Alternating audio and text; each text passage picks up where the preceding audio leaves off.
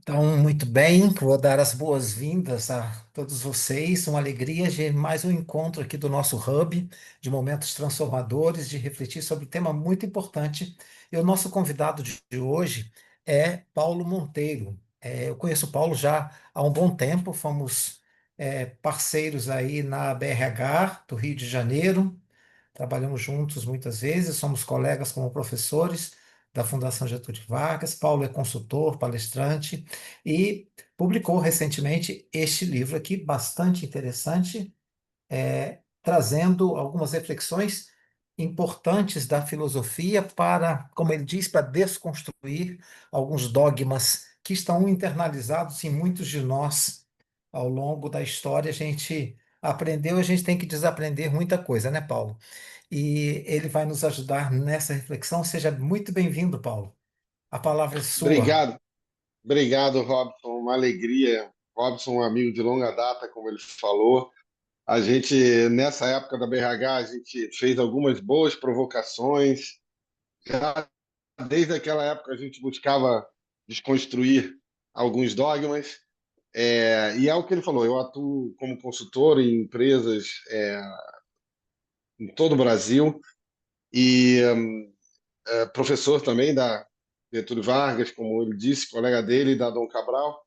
É, autor de alguns livros, e esse último foi lançado em agosto do ano passado, que era uma. Só vou fazer um parênteses aqui. Eu estava até falando para o Sérgio, eu sou do Rio, mas eu estou em Fortaleza, pessoal. Vim aqui fazer um trabalho, então eu falei com o Robson que se eu congelar, ele me dá um toque, porque o sinal não está muito bom aqui. Eu já vi que aqui no quarto Tranquilo. do hotel não está muito bom. É, e esse livro era uma inquietação. Oi, tudo bem? Não, você falou uma coisa, só para sinalizar, na BRH, uma das coisas, fizemos muitas, mas foi um congresso que teve como centro discutir a filosofia, de Platão a Peter Isso. Drucker. Foi um Ah, tema que a gente discorreu durante 3 dias. Vários pensadores trazendo reflexões para a gestão de pessoas. Desculpa, Paulo. bem ousado. Nada, que isso. Foi, foi bem ousado, foi, foi marcante. Na época, eu já tinha essa inquietação de trazer a filosofia para aplicar para o mundo onde eu atuo, né? Porque eu tenho uma formação posterior à minha licenciatura, que eu estudei comunicação, e depois eu estudei 2 anos de filosofia, né? O bacharelado fora do Brasil. E depois fiz um mestrado, enfim, mas a filosofia sempre acabou fazendo parte da minha atuação como consultor, né, como também coach executivo. É, quando a gente conhece a filosofia, é difícil a gente esquecer ou abandoná-la, né? Então eu já tinha essa ideia, né? E aí eu propus para uma editora nova, tem mais ou menos uns 4, 5 anos essa editora, e maravilhosa, estou adorando a energia deles. E eles falaram, vamos nessa, vamos publicar. Então, só para, né, até o Robson pediu para eu falar um pouquinho da estrutura do livro, e aí eu começo com uma reflexão, e aí depois a gente vai para a parte que eu mais gosto, que é a nossa conversa, tá? Eu vou falar, sei lá, uns 20 e poucos minutos, máximo meia hora, e a gente abre para ir quase uma hora de troca, que eu acho que é a parte mais enriquecedora. O que eu fiz? Em cada capítulo eu convido, digamos assim, um filósofo e faço um recorte, obviamente, né? Porque cada filósofo desse daria para escrever 3 livros ou mais, né? Então, claro que eu pego ali um elemento de muitas coisas que aquele filósofo falou e que é um tema e faço a ponte para o mundo do trabalho e das organizações e da liderança. Então, mencionando aqui Aristóteles, os estoicos, Sócrates, Platão, aí eu vou vindo um pouquinho mais para o século XX, né? Martin Buber. Aí eu volto lá para trás, quando eu falo de Heráclito e Lao Tse, porque eu também não fui em ordem cronológica, tá, pessoal? Aí Carl Jung, né, que para mim, não, imagino, o Robson é um grande especialista, mas o Jung, para mim, é um pensador. ele não tem uma especialidade, ele é um sábio, então, para mim, ele é um grande filósofo. Nietzsche, Heidegger, Kant e Spinoza, né? Eu fecho com Spinoza. Então é isso, cada capítulo, por exemplo, Aristóteles, eu trago o propósito, né? A felicidade, que ele falou isso em Ética Nicômaco, e vou fazendo as pontes. A minha ideia, o que eu falei com o Robson, é eu fazer uma provocação mais ampla,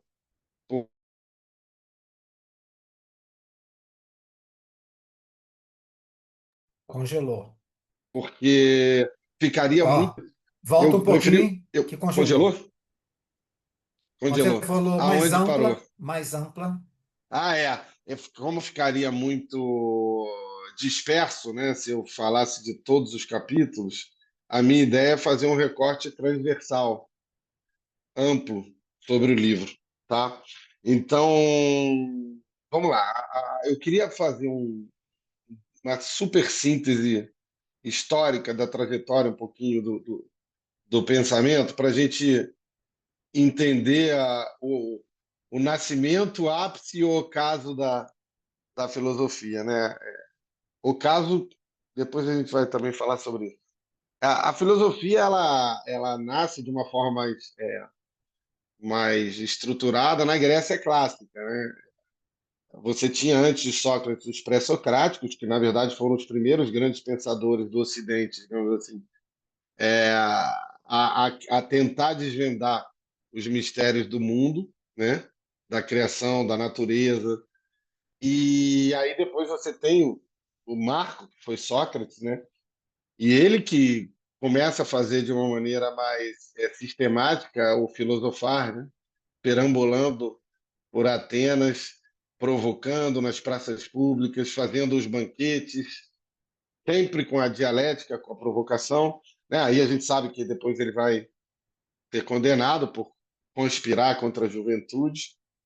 Ele não aceita se libertar da condenação e ele bebe o cicuta e morre mártir, mártir da sabedoria, né? O seu pupilo, um dos pupilos, ele tinha vários, né? Mas um pupilo mais jovem foi o genial, gigante Platão, que ficou extremamente sensibilizado com o mestre, e não existiria Platão sem Sócrates, né? Isso a gente sabe, porque é o principal personagem de todos os seus diálogos. Sócrates não escreveu nada, porque ele dizia que se você escreve, você diminui a sabedoria. Para ele, a sabedoria, na oralidade, ela fluía mais, na visão dele. Mas ainda bem que Platão discordava, porque senão não ia, a gente ia perder muita, muita, muita coisa. É, mas, enfim, então a gente tem na Grécia clássica esse ápice da sabedoria, que é a busca pela a filosofia, que é a busca da sabedoria, né? Amor à sabedoria, filo, amor, sofia, sabedoria.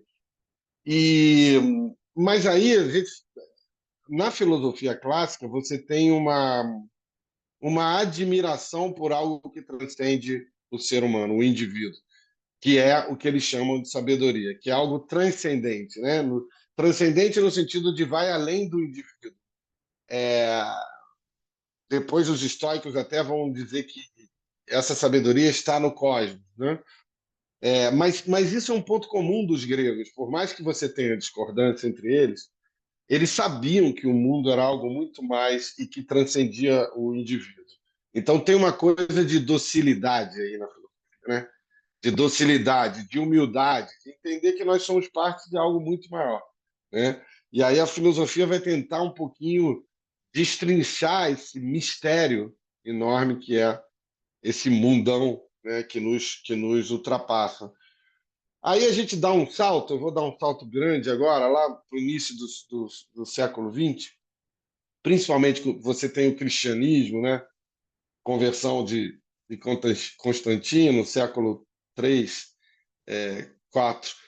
E aí você tem toda uma hegemonia do pensamento cristão que vai até desembocar na Idade Média, e eu vou falar até de uma forma meio chula aqui, mas o que acaba acontecendo é que a teologia engole a filosofia, né? Engole entre aspas, tá, pessoal? No sentido de que, se você vai ver, tanto Tomás de Aquino era considerado um grande filósofo, mas ele era um teólogo, né?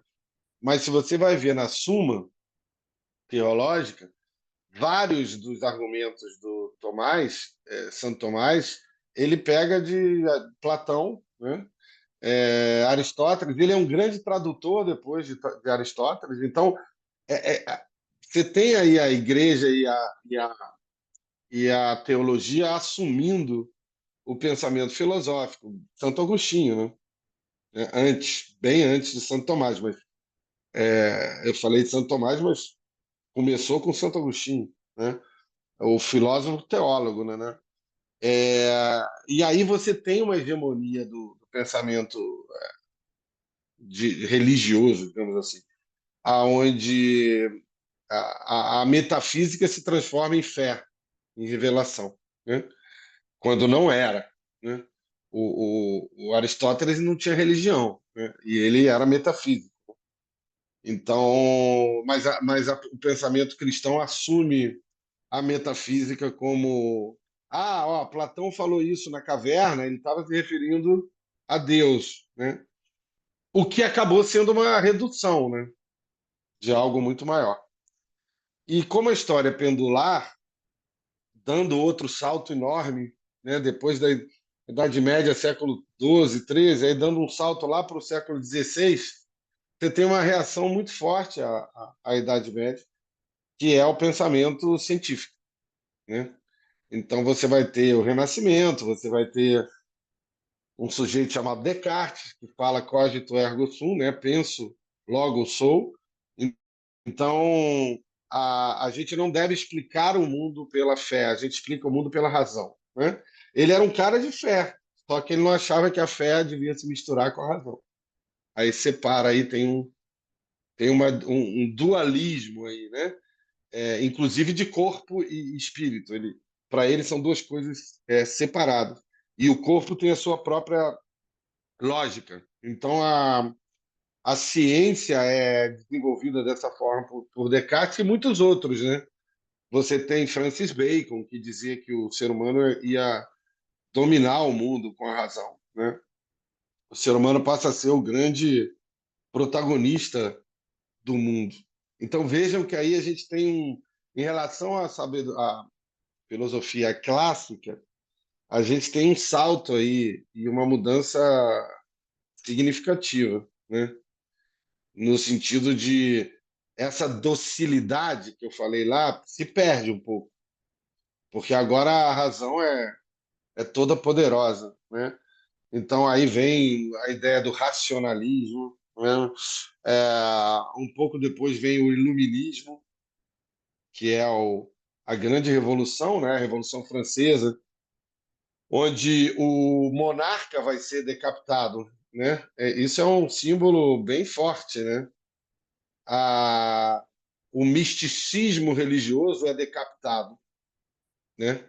Então a cabeça da monarquia é cortada, né? Agora é outra cabeça aqui aqui governa o mundo, que é a cabeça pensante, né? Então Kant, grande filósofo, mas um filósofo da razão, né? Então ele vai fazer toda a ética baseada na razão. Então aí já não tem um outro tipo de transcendência do Kant, é uma transcendência humana. Não sei nem se a gente pode falar de uma transcendência humana, mas aí um pouco mais para frente a gente tem a Revolução Industrial, né?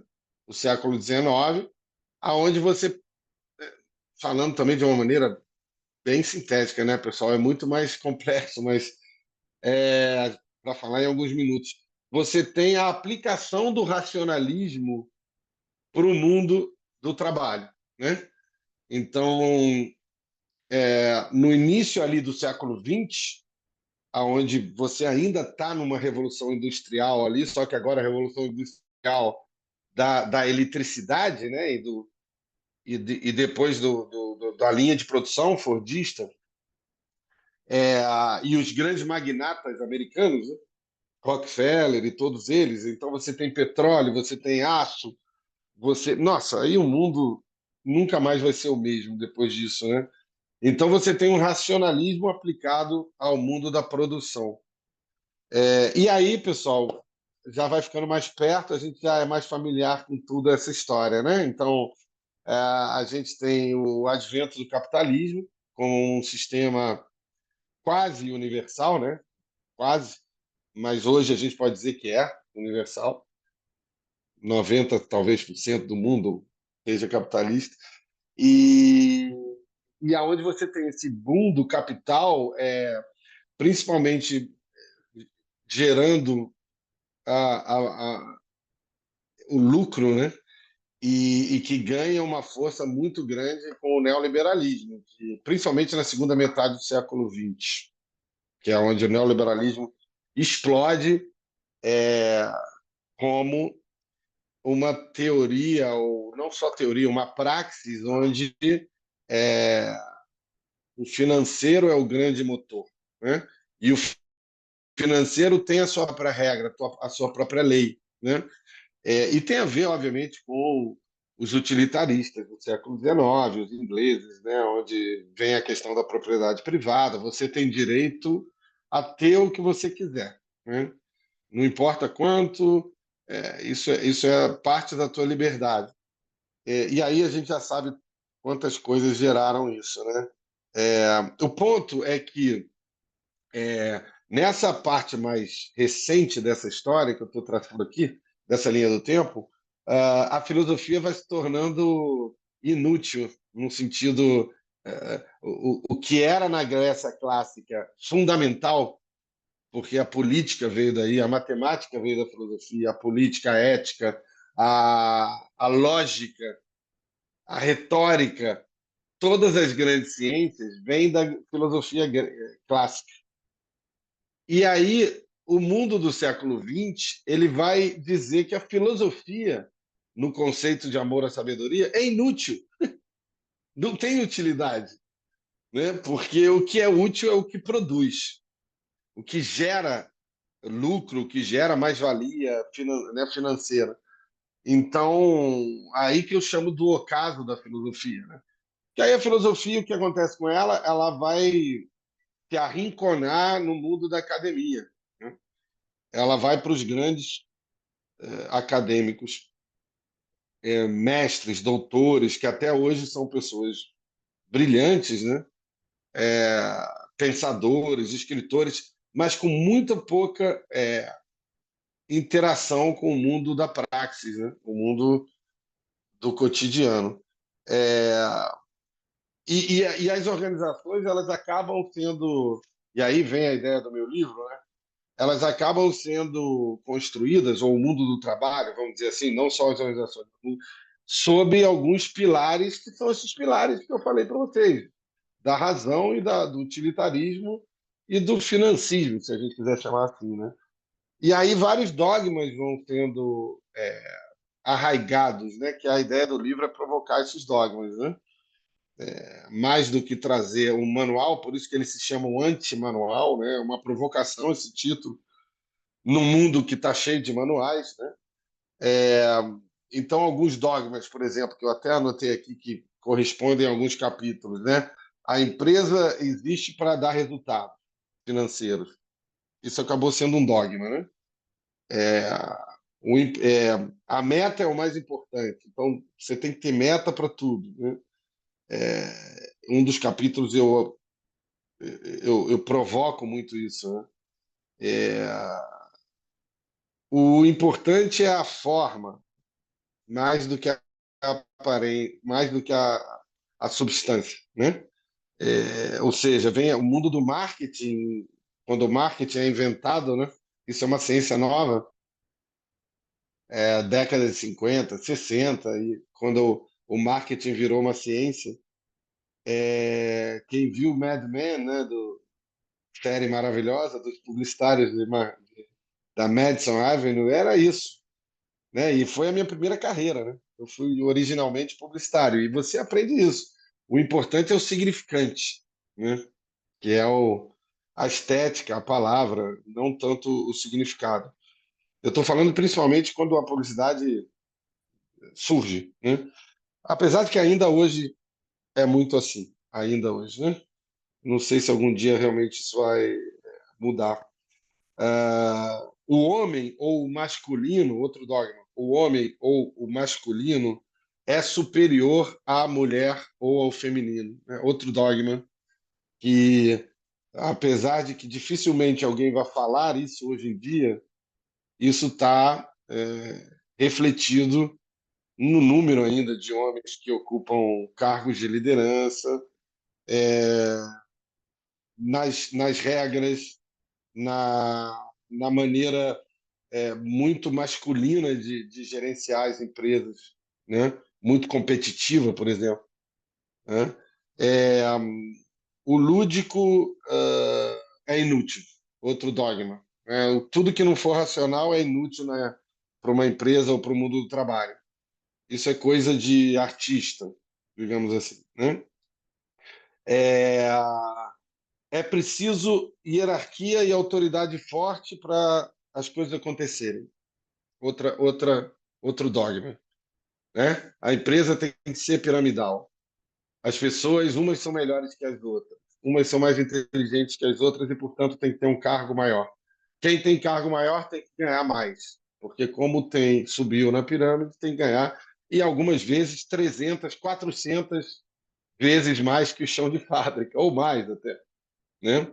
É, o trabalho é para sobreviver, outro dogma. Então, esses são os dogmas que eu, de alguma forma, tento desconstruir no meu livro. Agora, um último Ô, ponto para a Paulo, gente abrir aí para. Paulo, desculpa, Fala. desculpa interromper. Eu acho que são, com certeza, todos esses que a gente concorda aqui, mas eu vou provocar mais, né? Porque tem alguns que fazem a gente sofrer, né? A separação do pessoal e do profissional, que é um dogma que está internalizado em muitos, né? Ou você escuta? Você escuta, Agora Paulo? voltou. Voltou. Fala, Sim, fala de novo. sim, Separação do quando pessoal e do e do profissional. profissional, é que você não pode misturar as coisas, né? Então a gente fragmentou o ser humano aí, ou É. o trabalho não é espaço para afetos e para emoções, não é? Ou para a questão Tem do vários. espírito. É, a E aí gente. você aborda muito bem isso. É, Então, aqui só boa. colocar Boa, mais Robson. alguma coisa no molho aí. É, E se alguém é, quiser mais é. colocar, por Tá favor. ouvindo? Estão me ouvindo? Ah. Tem a lista. A lista é enorme de dogmas. A lista é enorme de dogmas. É, só para fechar aqui a minha provocação e a gente conversar, é, quando a filosofia é arrinconada do mundo do trabalho, tem uma, sabe aquela coisa que o bebê vai junto na banheira? Tem uma coisa que acabou acontecendo, e isso sim me preocupa muito, que é a falta de sabedoria nas organizações ou no mundo do trabalho, ou barra superficialidade. E talvez é muito mais, talvez seja a minha maior frustração atual como profissional, né? Que está nas organizações. É uma escolha minha, mas a falta de pensamento crítico, né? Então, o mundo das empresas e do trabalho é um mundo ávido de respostas fáceis e de junk food, né? Ou seja, de manuais, como se faz isso, como se faz aquilo, e, e uma vontade muito irrisória, digamos assim, uma falta de vontade de aprofundar nas questões. Né?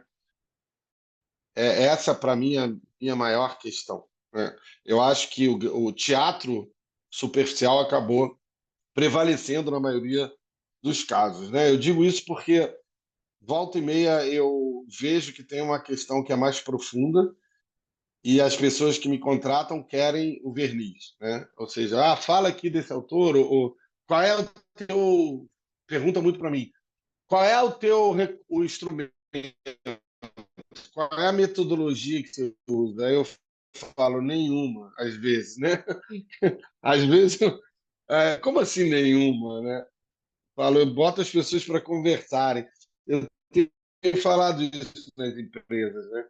Eu trago não sabe usar e fica olhando assim para mim, conversa, né? O que as tribos ancestrais fazem há milhares de anos e a gente não consegue, né? O VP super sênior que ganha uma baba mais os bônus não consegue parar para ouvir o seu par e para desenharem uma estratégia de uma forma mais profunda, por exemplo. Ele não consegue porque ele está tão cheio de verdades e porque ele está tão cheio de celular e de outras coisas que competem. O relógio, né? Agora o relógio está tudo lá no relógio. Aí ele olha o e-mail no relógio, o zap no relógio, tal no relógio. É, daqui a pouco vai estar no chip, no cérebro, né? Disso. O zap você vai receber direto no neurônio. Então, é uma incapacidade de aprofundar nas questões, né? E aí eu venho tentando desconstruir isso, né? Claro, não vou ficar aqui também só reclamando, né? Por exemplo, esse trabalho que eu estou fazendo aqui em Fortaleza é um trabalho de primeiro nível, de nível executivo, que eu estou fazendo isso. A gente vai conversar, né? Aí, quando você vê alguma equipe mais dócil a isso, os resultados são maravilhosos. Maravilhosos no sentido de maturidade, não no sentido de nirvana, né? Então, eu estou já meio cansado desses manuais fáceis, né? Tudo é manual, tudo segue o passo, mesmo que seja como conversar. Não, para conversar tem que seguir esse passo, depois esse passo, depois esse passo. Porque tudo virou manual. E aí não tenha dúvida que os americanos foram os grandes responsáveis disso. E nós somos muito marionetes deles, né? Para um executivo brasileiro ou para um profissional brasileiro, para um livro ter valor, ele tem que ser escrito por um americano, né? Os livros de gurus americanos são best-sellers. É muito difícil você ver um livro de um brasileiro, e tem muitos livros ótimos de brasileiros, né? Aqui o Robson é um deles, mas se você fala o nome do autor americano, tá aí, beleza, é o nosso guru, porque eles são bons nisso. Você vai ler o que eles escreveram, claro que tem coisa boa, muita coisa boa, mas não tem também muita novidade para falar assim.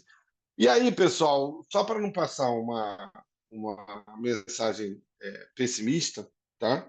Tanto é que eu estou atuando nas empresas, né? Eu não mudei de profissão porque eu acredito em virada.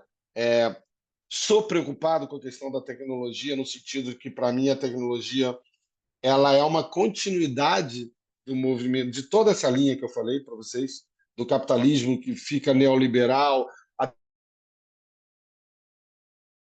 uma revolução tecnológica. Um ferramental neoliberal. Se você parar para pensar, os grandes magnatas da tecnologia eles estão competindo para ver quem vai ser mais rico. É isso. Aí uma hora é o Jeff Bezos, outra hora é o Elon Musk, né? Então, assim, eu não vejo assim uma preocupação grande dos grandes magnatas da tecnologia em relação a melhorar o mundo. Pelo menos eu não estou vendo nas coisas que eu leio, né? Eu vejo como é que eles conseguem ganhar mercado e como é que eles conseguem dominar mais o ser humano, que é o que está acontecendo, né? As pessoas estão deprimidas com a tecnologia. Não sou eu que falo, isso aí são dados estatísticos. A ansiedade está aumentando. A gente está o tempo todo vendo a tela e ansioso, porque tem que ver mais. Eu estou perdendo o que publicaram. Eu tenho que ver tanta coisa no YouTube, podcast e tal. Então, mas eu acho assim, eu acho que a gente está talvez se aproximando de uma nova ruptura, né? Então, por exemplo, uma nova valorização de, de pensamentos mais profundos. Olha que interessante. Ao mesmo tempo que você tem o mundo do junk food no Instagram, por exemplo, ou no TikTok, você olha, você não acredita no número de influencers que viram gurus, falando de coisas que eles nem dominam, mas ao mesmo tempo você está vendo uma sede de uma boa parte da população de temas mais profundos, né? Esse advento aí dos filósofos pop, né, mais midiáticos, né, acho que eu dei uma travada, né? Dei uma travada. Dei uma travada, não? Não? Esses filósofos mais midiáticos, né, como o Cortella, que não é filósofo, ele é teólogo, né, mas enfim, esses pensadores, o Karnal e tal, que também ele é historiador mais do que filósofo, mas a ideia é essa, que esses pensadores estão trazendo de novo o pensamento um pouco mais profundo a um mundo muito superficial, aplicando ao mundo cotidiano. Eu tô consumindo muito podcast ultimamente, porque tem alguns momentos que eu estou fazendo, sei lá, se eu estou arrumando uma parte da minha casa, né, que todo mundo tem que fazer, sei lá, fazendo o meu café da manhã, eu boto alguns podcasts. E tem podcasts muito interessantes, sabe? De filósofos, de psicanalistas. Então, tá vindo um pessoal que já está ficando cansado também de tanta baboseira. Mas o Brasil não é um país de leitores, o Brasil é um país que mergulhou na ignorância. Né? Quem é autor de livro sabe o que eu estou falando, porque não leem. Né? Muitos, inclusive, dos que compram não leem, porque não existe, esse hábito não foi arraigado no Brasil. Mas eu tenho esperança com esse pêndulo aí. E a geração Z, que é muito criticada, e eu acho que até a crítica tem certo sentido quando falam que a principal crítica é que eles são imediatistas e mimados. Mimados pelos pais e imediatistas porque eles não querem sofrer, não querem. Pode até, né? Pode até ser em alguns. Eu concordo que são imediatistas, tem a ver com o timing deles, que é outro. Mimados, sim, alguns, né? Vivem com os pais mais tempo e tal. Mas tem uma coisa que, ao meu ver, as outras gerações não estão sabendo ler, que é o seguinte: a geração Z não se identifica com essa estrutura arcaica que existe, no caso das empresas, desde o século XIX, no caso da educação, desde o século XIII, que é quando a sala de aula é o professor lá na frente e as carteiras olhando tudo para frente. Robson é meu colega na FGV. A gente dá aula de MBA, tá? Não estou falando nem graduação, MBA. Recentemente eu fui para a GV, quem não sabe, tem no Brasil inteiro, ela opera por conveniadas, né? São franquias. Aí eu fui para uma praça X aqui no Brasil, que também o Robson atua. E o que eu fiz? Eu pedi para o pessoal da FGV já organizar a sala com mesas de grupos, MBA, tá? Aí, primeiro dia, os alunos vão entrando e vão estranhando aquela sala. O Robson está rindo, ele já deve ter visto isso. Aí, o que mais me chamou a atenção foi uma aluna Eu que faço isso chegou e falou sempre. assim: a mesma coisa. Uma aluna que chegou e falou assim: que esquisito! Cara, essa eu nunca vou esquecer. Que esquisito, ela falou. Aí eu já comecei a aula assim, né? Falei, gente, você vê, né? Que esquisito. Porque a gente tá tão acostumado com as mesinhas do século XIII. Aí você fala, então, assim, a geração Z, porque essa menina era a geração milênio, né? Então, assim, a geração Z é a primeira geração que eu vejo que está rompendo com isso, né? O meu sobrinho, genial em matemática, que dizia para mim, tio, eu não sei o que eu estou fazendo na minha escola. A minha escola é chata, o professor não entende as coisas. Aí eu falei, cara, aguenta, respira fundo e aguenta, né? Então, assim, as escolas mais tradicionais do Rio de Janeiro pararam no tempo. No tempo. Elas existem para o cara passar no vestibular, para o aluno passar no vestibular. Então, eu acho que a geração Z, ela não vai realmente suportar isso. entendeu? E a geração X, Baby Boomer X e Milênio, porque a Milênio não rompeu, está querendo enquadrar a geração Z na hierarquia, na burocracia, e vai dar merda. Desculpa a palavra. Vai acontecer.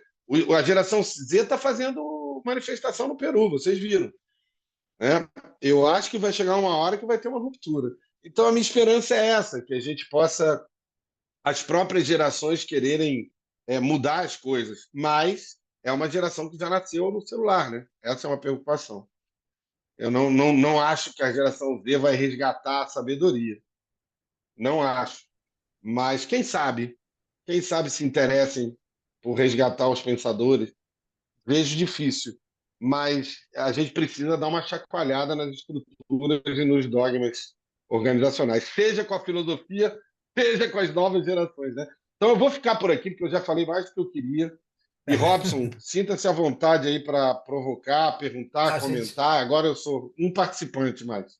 sim, a gente vai conversar juntos aqui, mas eu refleti algumas coisas aí que eu queria pontuar para a gente poder conversar e trazer a Cíntia, a Aline, Sérgio, também tem muita coisa para a gente conversar.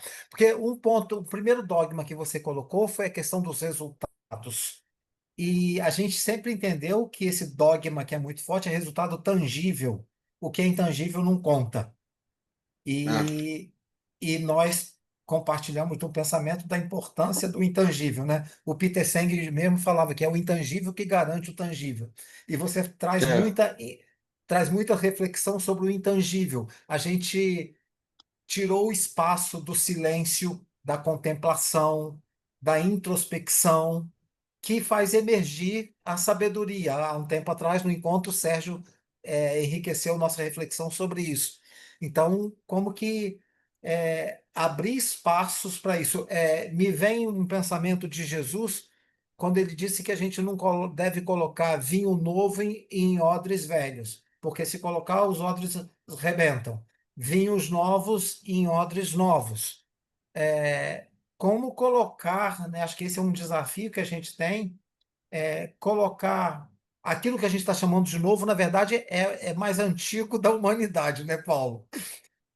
Todo esse saber ancestral aí que a gente está chamando de novo agora, que falam de questões mais profundas, que os IDGs trouxeram para a gente como um caminho para a gente promover a transformação necessária no mundo, o atingimento dos ODS e a transformação das estruturas arcaicas da organização. Sem, não necessariamente direcionar, mas vai, de certo modo vai direcionar, minha pergunta é, para a gente trabalhar essa questão do intangível, de trazer, abrir a mente, qual desses que você pontua? Porque eu admiro todos eles, mas assim, se a gente puxar um fio aqui, porque, por exemplo, eu adoro Spinoza, e ele foi o grande contestador, né? O maldito Spinoza, né? Foi excomungado pelo pensamento dele e é riquíssimo para nós hoje. O Buber, enfim, todos eles que você cita maravilhosamente bem. Mas para a gente trabalhar essa questão do intangível, que promove a transformação, a gente puxaria que fio? Eu faço essa primeira provocação aqui. não, é uma ótima pergunta. Eu acho que não tem nenhum deles que fale especificamente dessa. Eu falo especificamente de uma forma assim recortada, mas muitos deles são inspiração para isso, né, Robson e Sim, colegas. Platão, Platão, o Platão é o filósofo da metafísica. Na verdade, o Sócrates, né? De novo. Mas o Platão é o filósofo que fala de forma, né, e aparência. Então, a caverna é um pouco isso, né? Ou seja, tem algo mais profundo para Platão. É por isso que o Sócrates trabalha com dialética, né? Que a dialética ela gera um rompimento da inércia da fala. Ela trabalha com escuta. ela trabalha com pergunta, né? Então, Platão é um, sem dúvida. É, essa ideia da contemplação, o próprio Aristóteles falava de contemplação, que você, quando contempla, você acessa a verdade, né? Então, os estoicos olhavam para o mundo como, de novo, um cosmos sábio, né? Spinoza dizia que tudo estava interligado. Olha o sutil aí também, né? Então, assim, são muitas fontes, né, que trazem essa importância de a gente parar, contemplar e entender as coisas melhor. Só que isso não é algo valorizado pelo mundo contemporâneo. Essa que é a grande, colegas, esse que é o grande desafio, ao meu ver. Porque agora o silêncio é muito interessante. O silêncio ele é valorizado assim. Você está exausto, faz um detox no fim de semana, porque a gente precisa de você na segunda-feira calibrado, entendeu? Vai para um retiro de mindfulness, porque eu preciso que você continue assim inteiro. Então, não é isso que a gente está falando, né? Agora, colocar o silêncio no dia a dia como uma forma de você trabalhar melhor.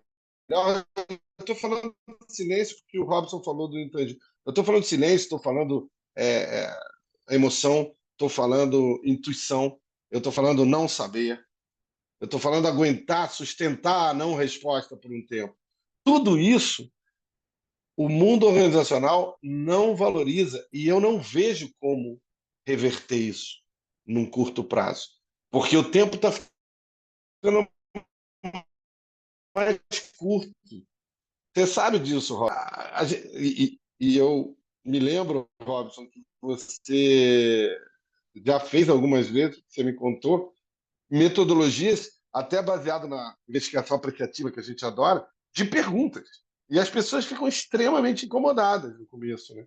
Não, se você, a gente fazendo isso nas empresas, então a tua provocação é ótima, mas é tijolinho, é as brechas que você fala também, né, Rosa? Porque, cara, falar de silêncio, de escuta no mundo da produtividade é um grande desafio. É o que Otto Scharmer fala, né? Acessar a presença, né? Uhum. Ele mesmo, ele mesmo, se você vê, assim, apesar de ele já ter feito muita coisa para empresas, seria interessante ver onde ele estava atuando mais. Eu não sei se é para empresas, assim, seria uma boa pergunta de ver, porque eu estou vendo pouca tolerância para essa presença. O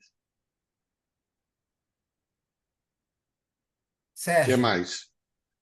Muito bem, uau! Só que a gente pode ficar dias, né, nessa questão.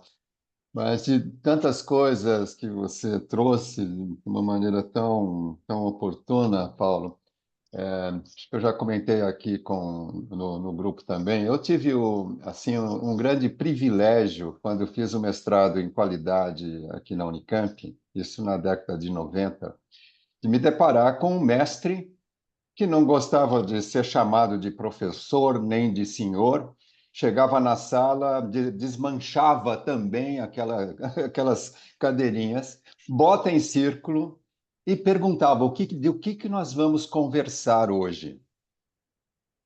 Não tinha, Fantástico. não vinha com coisa pronta. O que nós vamos conversar?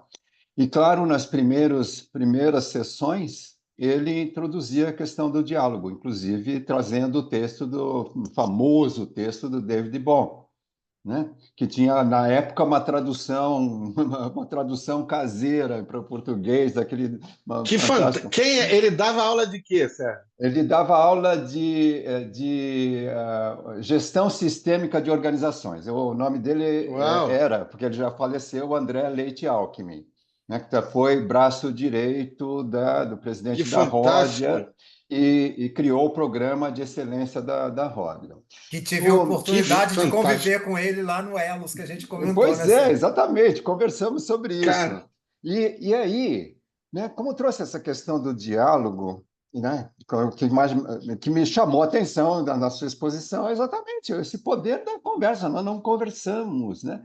E isso nós trabalhamos muito. E diálogo, ele falava, diálogo é uma conversa de alma para alma, onde a gente compartilha nossas alegrias, nossas dores, nossas ideias, nossas dúvidas, nossas emoções e muito compartilhamos também o silêncio. A coisa mais bonita que eu já vivenciei é o silêncio que acontece espontaneamente. Não porque alguém falou, vamos ficar 10 minutos de silêncio, como é no comum lá com o Ken O'Donnell, né? Silêncio agora, 10 minutos de silêncio. Não, quando o silêncio vem de uma escuta profunda, de um diálogo profundo, e que leva as pessoas a uma reflexão que ele simplesmente acontece e sustentar esse silêncio, não por obrigação, não simplesmente que ele aconteceu, que está levando. É um compartilhamento do silêncio que nos une. E isso que falta, né? Esse silêncio que é a descida do Ula, do Otto Scharme, né? De trazer isso para a prática. E quando eu vejo as empresas que estão começando a se destacar no mundo e no Brasil, em relação a virar a chave, né, em relação ao propósito evolutivo, aquilo descrito lá pelo Frederic Laloux, no Reinventando as Organizações, e muitos dos livros lá associados ao capitalismo consciente, do Raj Sisodia, né, a gente vê que a principal capacitação das pessoas é diálogo, diálogo e escuta. Quanto nós não nos escutamos, quanto somos capazes de escutar o nosso coração, nossos valores, nosso propósito, para poder escutar os outros, para poder escutar o mundo, que é o que as sociedades originárias fazem, no final das contas, isso que eles têm muito a nos ensinar. Quando eu vejo esses indígenas que estão se despontando, alguns já há tempos, como a Ailton Krenar e outros, mas bom, você pega essa menina, a Chai Suruí, bom, a exposição, da onde vem toda essa sabedoria que está na alma dessas pessoas que vivenciaram essa conexão com a natureza de uma maneira tão profunda e aprenderam a escutar de uma maneira sagrada, maravilhosa, né?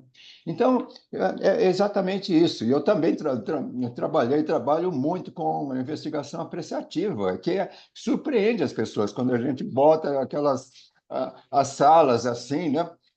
Que bom que se fosse na Argentina e o pessoal falasse que é esquisito, seria bem mais legal, né? Porque esquisito É, lá é diferente, é é bom. diferente lá, né? É. Mas, enfim, eu acho que essa essência precisamos reaprender, né? Lembrar, relembrar a nossa essência em relação à capacidade de nos escutar, de dialogar, enfim, para poder, de fato, descer aqui na profundidade do nosso iceberg para sair Isso. dessa superficialidade que você trouxe aí no começo. E trata-se, vamos ouvir também a Cíntia, a Aline, Paulo, mas Uhum, eu acho que trata-se mais de um esvaziamento uhum, do que um enchimento, né? é, Mais conceitos, mais uhum, fórmulas, uhum, para a gente não introduzir outros dogmas, mas exatamente. É. um desaprender. Ou- Acho que esse é o processo mais difícil do desaprender aquilo que está Uhum, tão enraizado, que é aquilo que a gente chama de verdades intocáveis, né, Paulo? uhum. Para a gente poder Isso. abrir-se para o novo. E para o novo precisa, eu acho que a gente compartilha aqui, desse silêncio de escuta, escutar a si mesmo, É. escutar o outro e escutar até aquilo que transcende. Pode falar, filósofo. Quando você fala, quem fala tem mais poder, né? Uhum. Pois é. Paulo, acho que travou para ele. Travou um pouco. Isso é um dogma, né? Oi, Paulo. Paulo, a gente travou e a gente não Então, estava te escutando. é, eu estou vivo de novo. Tô, Tá. Sim, não. Sim, não. eu tava, É. Caiu. Não, já já ele Ele volta volta. aí. Ele volta. Mas não Uhum. é isso que eu acho que a gente está trazendo aqui. Ele está entrando. Paulo, voltou? Ainda não. Porque colocar num ambiente oi, empresarial. oi, Oi, Paulo, oi. pode falar. A Tô, palavra é sua, vai lá. não, eu acho que eu estou cortando. Eu tô congelando, né? Congelei de novo. Tá, mas pode falar que agora está quente. Tá ouvindo, Robson? Sim? Não, eu só estava dizendo que é mais um dogma esse. Quem fala é o líder fala, né? É. Então, Uhum. é, olha que interessante a questão do que o Sérgio estava falando. O Buber, que é um dos filósofos que eu trago, fantástico, Martin Buber, ele falava do entre, né? O que acontece no entre, que é o que o Sérgio falou. E o Charmer, o Javoski, toda essa patotinha do Peter Sen eram fãs do Buber. Todos eles Uhum. mencionam o Buber. Então é o que o Robson falou, né? Eu acho que esses caras são humildes porque eles vão para a fonte, né? Tem outros que não vão para a fonte, que falam como se fossem os grandes inventores de metodologias e tal, mas eles citam o Buber quando ele fala do eu-tu, né? E é o Uhum. que o Sérgio falou. Ali acontece um milagre, o mistério está no Uhum. entre, né? E eu já provoquei alguns momentos que o contexto permitiu. E imagino que vocês já viveram também isso. A potência, assim, momento que surgiu um silêncio e a gente falou, cara, deixa, porque aqui está rolando muita coisa. Só que são raros esses momentos. Uhum. Porque isso incomoda muito as pessoas. Então elas ficam nervosas Uhum. quando acontece. Então a gente não quer se suicidar também, né? Que matem o mensageiro, mas quando a gente percebe que vai rolar, cara, sustenta esse silêncio. Ele vai ser revelador. Eu estou lembrando de uma vez, eu não sei se você estava presente, numa reunião de diretoria da Associação de Recursos Humanos, que propus um momento de silêncio antes de entrar nas discussões que tinha que fazer lá de planejamento estratégico. E, e o pessoal aderiu. Mas teve uma pessoa que ela se mexia tanto na cadeira, fazia tanto barulho, que o silêncio não aconteceu plenamente. E quando voltamos ela a palavra, ela falou assim: pelo amor de Deus, não me peçam mais isso, porque eu não aguento. Pois é. E era uma Pois é. diretora de recursos humanos. Quer dizer, Uhum. então a gente vive numa sociedade de muitos ruídos, né? E o silêncio, como você bem disse, Paulo, incomoda mais do que Incomoda. qualquer outro barulho. Isso. E é lá que tá.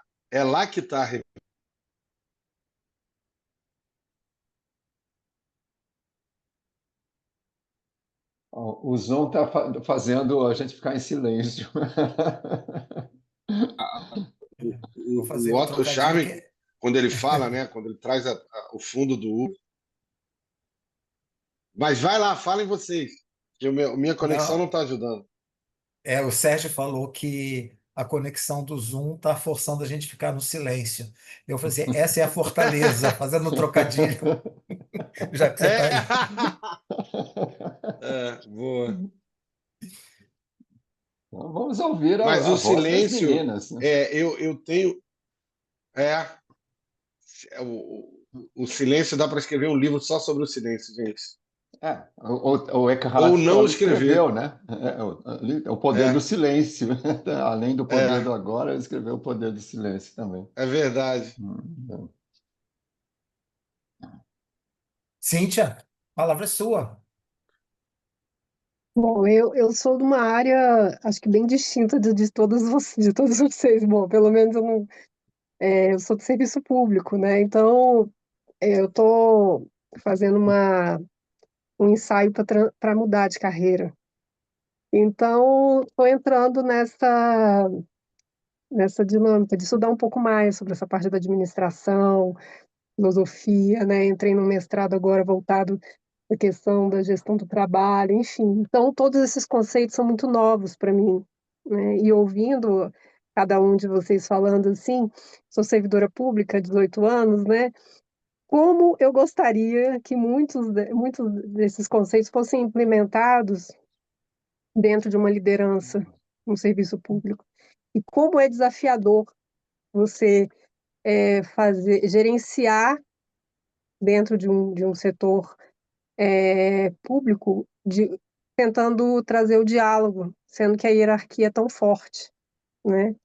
Então, assim, eu passei por um processo como esse, eu fui chefe de escrivania por um período e e sofri na pele as, as questões da hierarquia, da falta do diálogo, né, de ter numa ponta a sociedade que clamava por uma coisa que muitas vezes estava até assim de um fácil, não é que fácil, porque não tem nada fácil, né?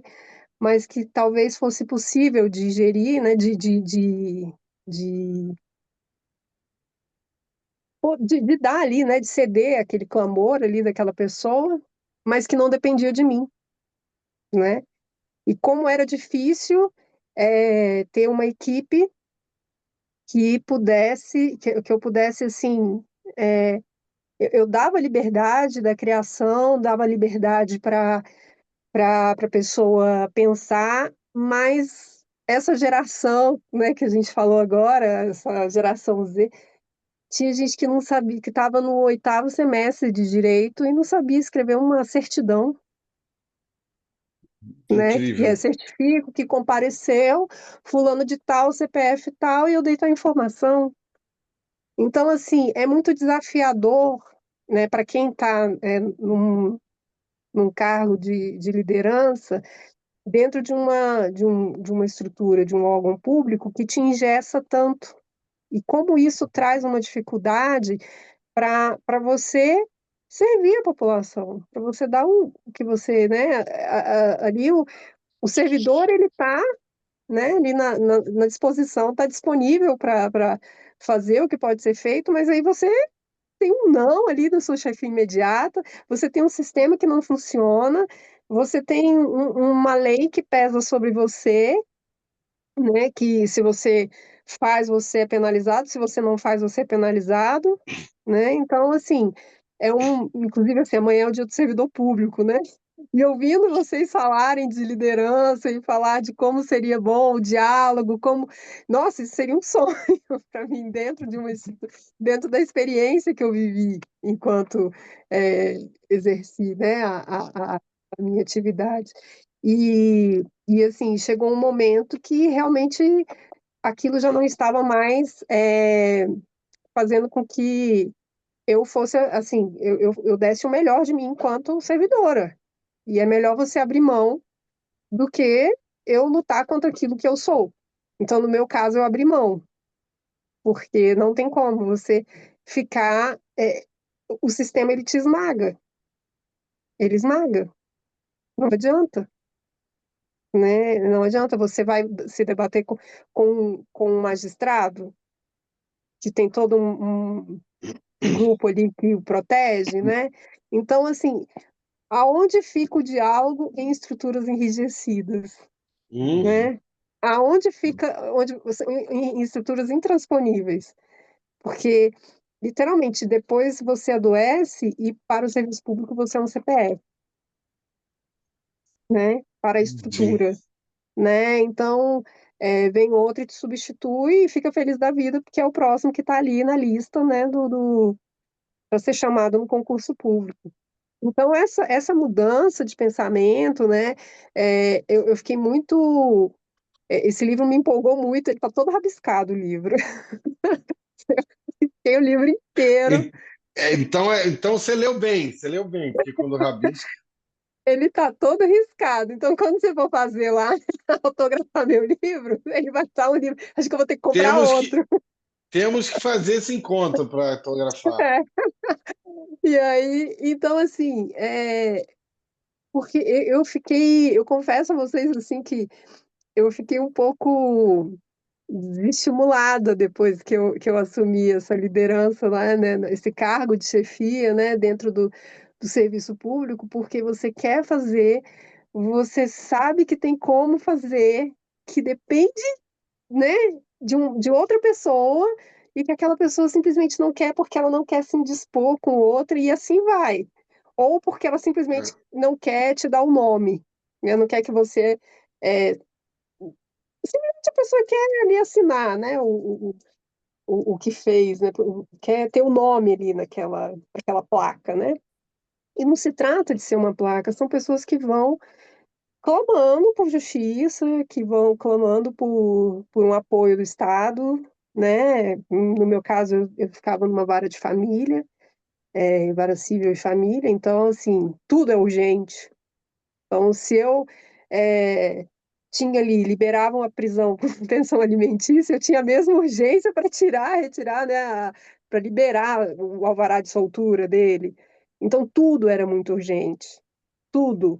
O bloqueio de um banco, no banco, né, de um valor num banco, o desbloqueio, tudo te demanda muito. Então, assim, isso me inquieta muito e ao mesmo tempo que me deixa feliz de saber que tem essa forma de pensar, me deixa um pouco aflita em como eu aplicar isso, né? Como eu levar isso, né? Eu sei que tem muitos colegas como eu que têm essa inquietação, que têm essa vontade, que se esforçam para isso, né? Para trazerem essa forma diferenciada de pensar um serviço público, porque isso é importante não só para empresas privadas. Eu vejo que talvez se a parte governamental tivesse né, se o governo, se a parte estatal, né, se o Estado tivesse uma estrutura como essa, seria muito mais fácil replicar em empresas privadas, né? Se o modelo viesse do Estado, vamos dizer assim, mas a hierarquia é tão, né, mais forte, parece que um pequeno poder, né, dá o poder e você vai conhecer quem é o homem, né, quem é a pessoa, né? Então, assim, e aí que você vê pessoas com um poder de dizer assim, abre o portão, né? Se acha que, nossa, eu tenho a chave do mundo, eu tenho a chave do banco, entendeu? E não tem acesso a nada. Então, o nosso país ele precisa muito amadurecer estruturalmente, sabe? É, eu acho que as pessoas não sabem lidar nem com uma estrutura, imagina com uma falta de estrutura, vamos dizer assim, elas, né, de um mínimo organizacional, assim. É a minha visão, talvez seja uma visão muito pequena, um recorte muito pequeno, assim, mas eu moro em Brasília, tive a oportunidade de trabalhar em tribunais superiores, fiz estágio em vários lugares aqui, Banco Central, STJ, STF, instituições do governo do Distrito Federal.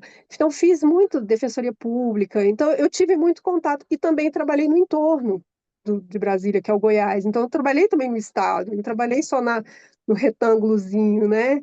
No, no, no Goiás do quadradinho, como a gente chama aqui, né? Eu trabalhei no entorno também, que a gente chama faixa de Gaza, né? Que, que é onde você tem, você tem essa dicotomia, né? Então, é, é, o Brasil real, eu fico imaginando se aqui, no centro do país, onde tem tudo, né? No entorno da capital do Brasil, a gente passa por situações como essa, imagina no interior do Brasil, né? Hoje mesmo eu estava vendo uma notícia de uma cidade no interior do Ceará, que teve o prefeito cassado porque era um membro do PCC.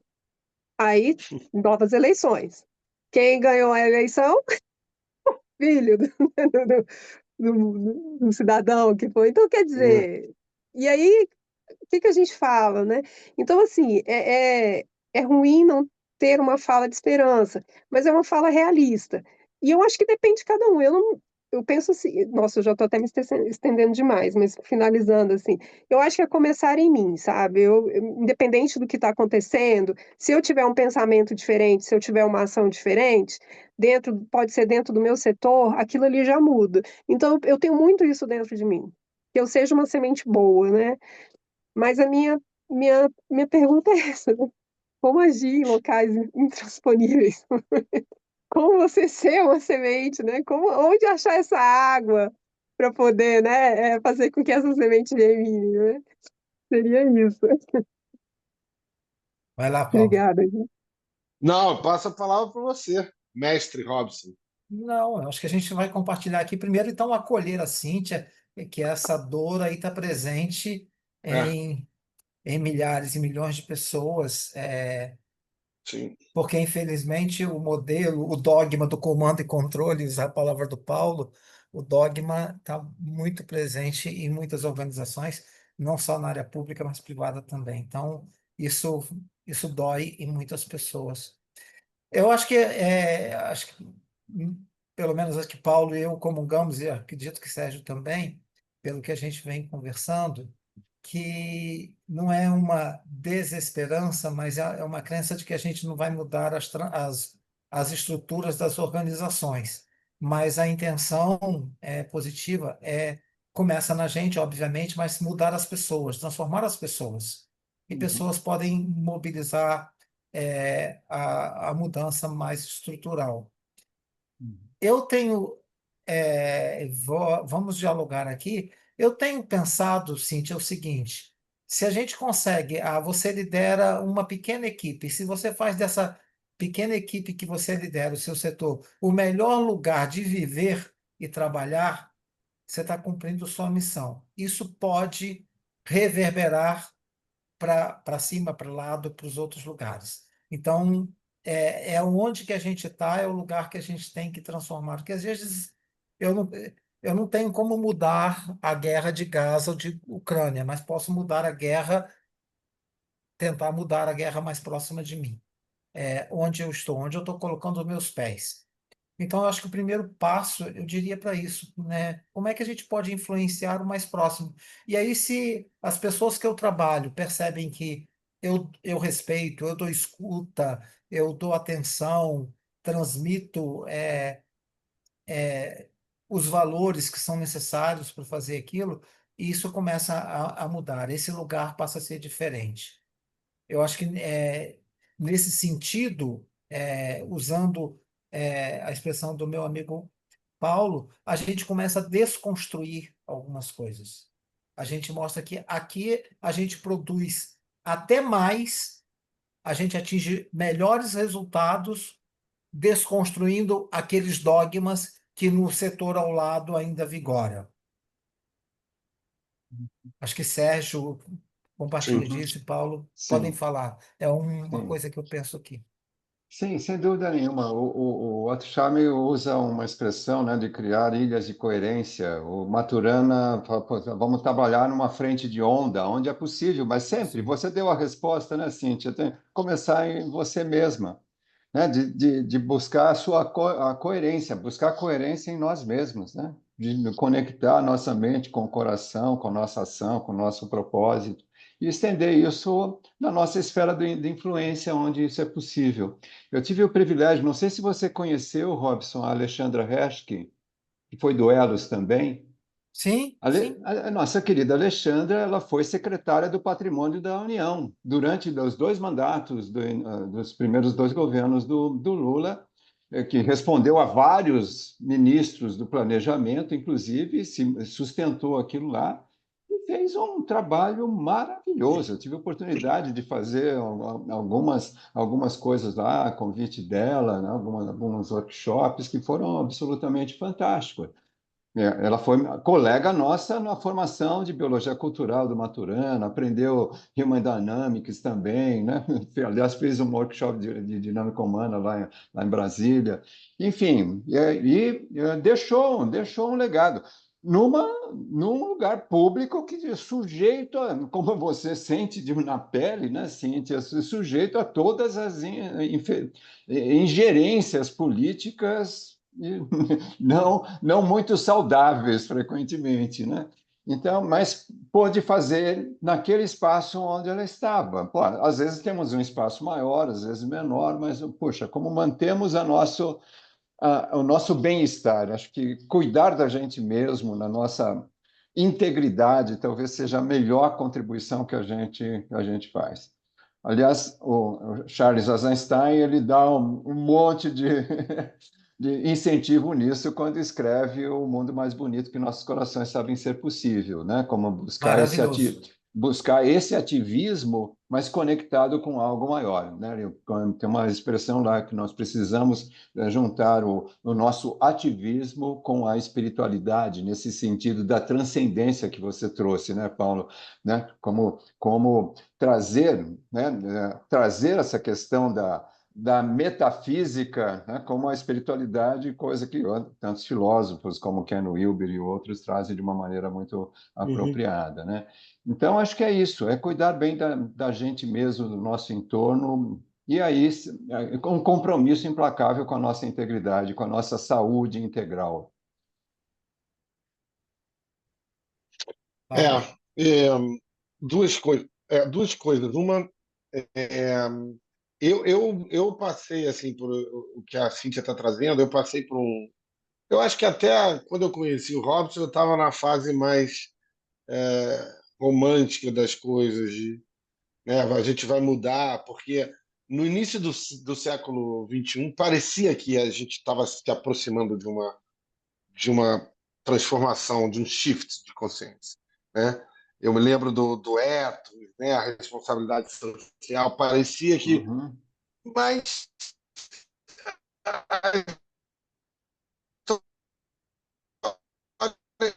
a história tem seu ritmo, né? A gente vai aprendendo, veio as suas consequências, mas o que são, porque não existe, né? Mas é claro, o sistema é uma série de interjunções.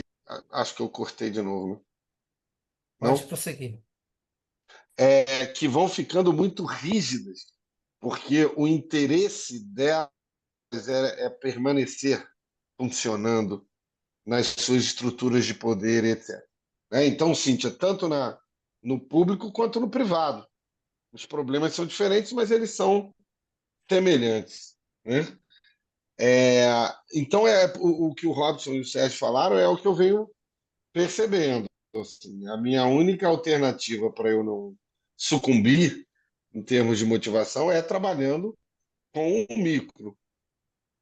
Então, o aluno que se aproxima, né, o Robson deve ter centenas de histórias assim para agradecer e que pede o teu contato e que ele vai atuar ali no micro dele, né? Alguém que leu o teu livro, deu uma aula. Então, agora, dito isso, eu acho que o que você falou, Robson, de acolher porque a fala final da Cíntia tem uma coisa interessante, que é o seguinte: me ajudem, né? Eu acho que o que eu quero dizer, e também ouvindo o Sérgio, eu estou vendo muita gente inquieta e extremamente frustrada com o que a Cíntia trouxe, mas a gente tem dificuldade de fazer as pontes, sabe? E isso tem a ver com o mundo que a gente vive, um mundo cada vez mais corrido, a gente cheio de coisa para fazer. Mas eu não tenho a resposta, mas essas redes de comunicação e troca, elas não estão tão favorecidas no século XXI. A gente achou que ia acontecer, que a tecnologia ia ajudar. Pelo menos é a impressão que eu tenho, tá? Pode ser que eu esteja também circulando em outros universos. Não sei a experiência de vocês, mas eu tenho tentado. Eu estou fazendo umas rodas de conversa sobre o meu livro e as pessoas chegam extremamente querendo falar. É muito bom isso, sabe? Eu falo 15 minutos, eu abro, elas vão falando, porque elas, caramba, eu quero isso, eu preciso disso. Aí você fala, pô, vamos fazer mais então, né? Porque tá todo mundo perdido no seu WhatsApp, entendeu?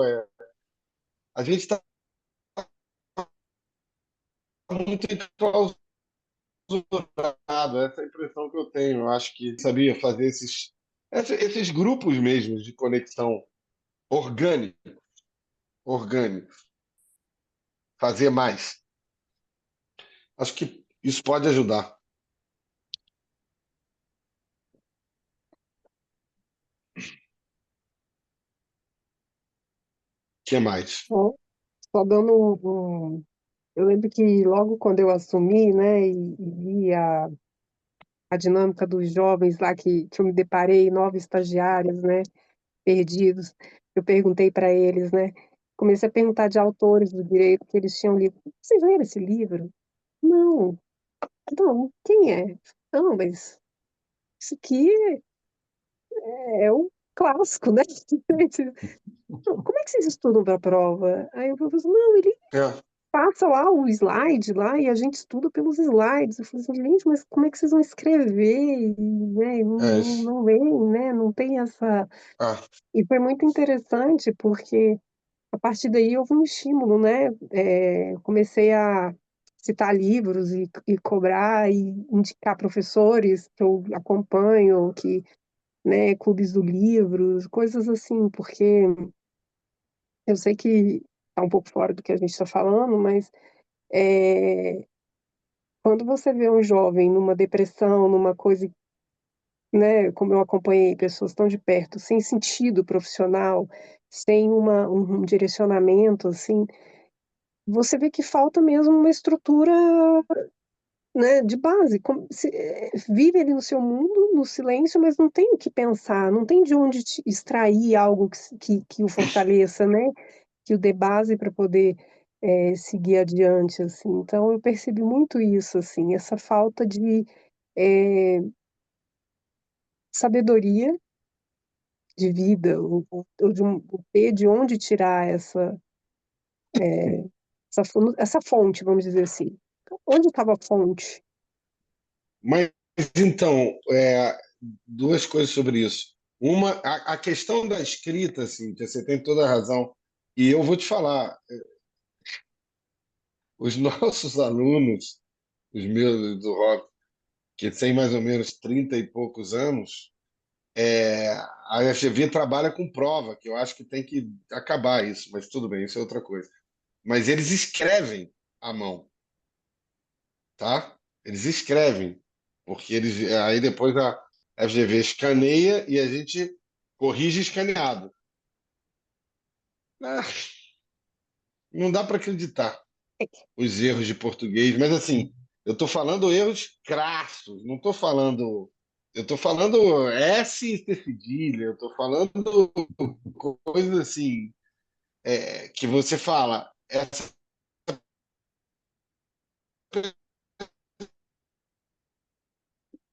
pessoa não lê, Cortou, essa né? pessoa não escreve, corrige. É, Então, essa questão. Cortou, Pode falar, cortou, voltou. pode falar. voltou. Essa questão da escrita e do pensamento crítico que vem pela leitura e pela escrita, eu não vou dizer que é uma batalha perdida, mas a gente está no retroativo, a gente vai ter que voltar umas casinhas, tá? Porque o brasileiro não lê.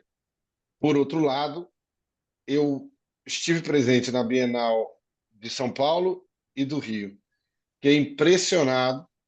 A maior parte da Bienal são alunos, são jovens, são adolescentes, a maior parte, até 25 anos. Ou seja, está tendo um boom. É louco isso, mas está tendo um boom de leitores de livros pequenos, né? Livros de romances de adolescente, livros de terror. Tudo bem, mas livros de papel, É, né? Livros de papel. isso é bom. Isso é bom. Então, isso é uma coisa. E a última coisa que eu quero falar, e aí, de novo, trazendo um pouco de esperança, é, e eu estou vendo principalmente nos meus sobrinhos, tá? Porque quando você tem pessoas próximas, essa roda de conversa que eu estou fazendo sobre o meu livro, presencial, estão indo os meus sobrinhos, tanto a minha sobrinha quanto um sobrinho meu. E, cara, o meu sobrinho, na última roda, ele brilhou. Ele tem 20 anos. Ele brilhou, assim. As pessoas ficaram olhando ele, mas não brilhou intelectual. Ele brilhou dizendo, querendo dizer o que a geração dele está vivendo. Sabe? Querendo dizer Legal. o que faz sentido para eles. É quase assim, me ouçam. Talvez ele escreva mal, porque eles não leem, mas ele tem conteúdo, assim. Então, gente aí, colegas, Uhum. assim, como é que a gente chega a essa geração também, né? Como é que a gente acessa ele? E para tirar eles do celular e dizer assim, não, não, agora vamos conversar. Porque quando eles conversam, sai coisas legais, mas eles estão tão Vai. ilhados lá também, Uhum. sabe? Eu No diria mundo que virtual. eu diria que você falou assim, estou fugindo do assunto. Não, não está fugindo do assunto, não. Eu acho que Uhum. ele tá muito presente porque é a geração que não aceita, novamente as palavras do Paulo, esses dogmas. Eles questionam Uhum. os dogmas que estão presentes dentro de casa, na relação com pai e mãe, na Isso. relação aluno-professor, na relação funcionário-chefe, deixa essa nomenclatura. Eu, durante quase 8 anos, eu fiz um trabalho de mentoria, voluntariado com jovens no movimento de empresa júnior. Eu aprendi horrores com essa galera, centenas de jovens, porque eles questionavam o tempo todo. E isso me abriu a minha mente, isso me ajudou a pensar diferente. E eu acho que isso é importante. E eles não se sentem mais confortáveis nesses empregos. Por isso explodem startups, por isso eles É isso. empreendem, eles querem fazer do jeito Isso. deles. Isso é muito importante. Isso é muito Isso. importante. Pode ser que eles vão, ao longo do tempo, repetir padrões, porque eles não viram outro jeito. E eu acho que cabe a nós mostrar que tem outra maneira de liderar, de construir. Então, eles contestam, então, derrubaram os governos já em vários países, Madagascar, Peru e tantos outros estão acontecendo aí, porque eles estão contestando. Mas corre-se o risco, seja na sua pequena empresa, na sua startup, de estar repetindo os padrões que eles conheceram porque não vem outro. Eu acho que aqui entra o trabalho que a gente está falando aqui de Uhum. ajudar a refletir e tem outras maneiras de viver a vida, não só outras maneiras de gerenciar, de liderar, porque para mim é maior, o tema aqui Uhum. transcende gestão e liderança. Passa É, pela maneira de viver a vida. A gente está concluindo aqui o tempo que a gente tinha, essa conversa podia se prolongar, mas vou deixar aí para quem quiser falar, palavras finais depois do Paulo. Eu só quero trazer um exemplo rápido das minhas netas. Tem uma neta de 11 anos, 11 anos e meio, e há 2 anos e meio atrás eu dei de presente para ela gosta de ler, uma assinatura de livros. Ela recebe um livro por mês, infanto e juvenil. E dá conta, né? Às vezes gosta mais, gosta menos. A pequena, que vai fazer 7 anos agora, daqui a 2 semanas, a Gabriela, que assim, uma pimentinha nesse sentido de questionar tudo, me manda uma mensagem há dias atrás dizendo: Vô, agora eu já aprendi a ler, então eu também quero ganhar livros. que gracinha. Mano, o vô fica arrepiado dessa coisa. Puxa, que legal, É, né? Mas, claro, é uma educação privilegiada por conta do meu filho, minha nora moram ali na beira do Xingu, lá em Altamira, então estão acostumadas aí nesse contexto socioambiental, vão para as aldeias, para a Ribeirinha, mas vão também para outros lugares. Então, né, tem um entorno, assim, um contexto muito amplo em termos de Hum. desenvolvimento da sua sabedoria. E elas exercem isso com uma tal maestria que eu fico assim admirado, como quanto que eu aprendo com elas. O exemplo arrasta, né? Pois é, que legal. Paulo, Tudo bem. palavras finais. não, eu também quero deixar uma.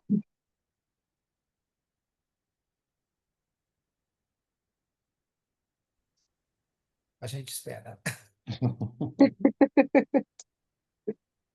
Acho que tá. Tem que falar com o hotel lá de Fortaleza, que era a internet lá não é boa. É, Uhum. de repente ele nem tá vendo que tá travado. Será que ele. É. Às vezes não percebe. É, Provavelmente para ele, talvez nós estejamos travados. é, Vamos Mas a aguardar. conversa nossa é muito boa, né? Obrigado, Sempre, Cíntia, por né? você trazer sua questão, que é tão importante para a gente refletir, né, Sérgio? Essas Pois é, dores estão como muito é, claro. presentes. Nossa, Claro. Que acho que a é, gente só pode fazer a transformação a partir da nossa experiência, é ali onde a gente está. Por isso, trazer isso é sempre um presente, né, Cíntia? Muito bom. nossa, isso. foi muito importante É, aqui esse momento com vocês. E Uma pode vez eu falar que fiz gostei, um agora ele quer ser trabalho, visto. uma vez eu fiz um Caí. trabalho para o TRT aí da oitava região, que é Pará e Amapá. E eu Sim, tinha dado uma palestra em Belém, e depois a juíza lá que cuidava de gestão de pessoas pediu que eu fosse lá fazer um trabalho. E a orientação que ela me deu, né, fala assim, é importante, você vai fazer um trabalho com desembargadores e juízes. Tá, tudo bem. Mas a gente quer que ajude eles a tratarem a questão da liderança, porque eles é, eles agem como gestores, mas pensam como juízes. Então, eles estão julgando o tempo todo. É natural, porque quem fez. Eles fizeram direito, escola de magistratura, e só aprenderam a julgar, não aprenderam a gerenciar, a liderar. olha, Então, o tempo todo. Então, vinhos novos e tem que ser em odres novos, tem que desaprender olha, hoje, tudo. eu acho que hoje tem que ter uma matéria de administração, assim, acho que administração um, 2, alguma coisa nesse sentido dentro do direito. Vai Só lá, filosofia Paulo. não bastou, Caí. não, viu? Não, caí. Não, não, eu só estava dizendo que fora do mainstream, né, de poder e tal, tem muita coisa boa acontecendo, né? Então, Uhum. por exemplo, eu tô conhecendo alguns projetos, por exemplo, inclusive de favelas, né? De projetos de impacto social. Só que às vezes a gente fica muito no mainstream, né? Nos canais principais de mídia, e aí a gente vai ficando desanimado. Quando a gente está muito no centro de poder, dá um desânimo, mas tem muita coisa acontecendo boa. É, Sim, coisa que antes, há alguns anos atrás, era mais difícil ver, porque estava tudo muito mais em função dos centros de poder. Então eu tenho esperança de que algumas revoluções, micro-revoluções aconteçam. Então era isso como mensagem final e agradecer mais uma vez aí o convite. Há muito tempo que a gente não estava conversando juntos.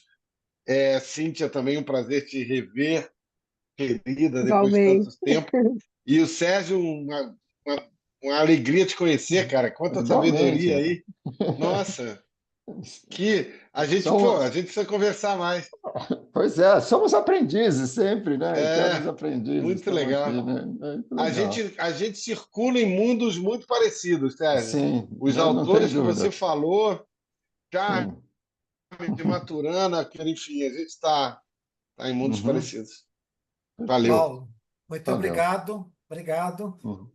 É bom saber que você está vivo, porque já tem algumas décadas que eu achei que não estivesse. Muito obrigado. Eu tô querendo saber se eu tô vivo ou não, porque eu tô caindo toda hora nesse Zoom aqui. Valeu. Beijos. Obrigado, Tá tudo de bom. bom. Obrigado. Obrigado, Tchau, Muito tchau. É, obrigada a Valeu. Cintia, todos, viu? Aline. bom. Foi um Obrigado, prazer. Paulo. Valeu. Tchau. Um Igualmente, abraço. Boa noite. tchau. Tchau.